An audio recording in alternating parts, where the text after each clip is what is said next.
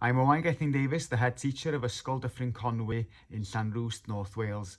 The two sessions that I have been facilitating are the ones for resources and supporting materials for Curriculum for Wales, and also the sessions on rolling out and preparing for the new curriculum.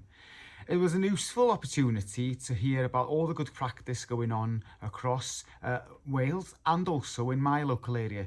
And certainly I learned a lot about how other schools have been implementing the curriculum, designing their own vision on a school-based level, and also looking at the what matter statements when looking at different areas of learning across the curriculum.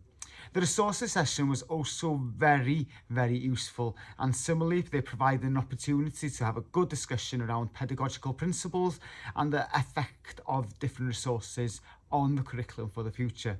I would strongly recommend others to participate in some facilitation, as it's been a great opportunity, it's been good practice, it's developed my opportunities to hear what others have had to say, and also been an invaluable process of shaping the new curriculum.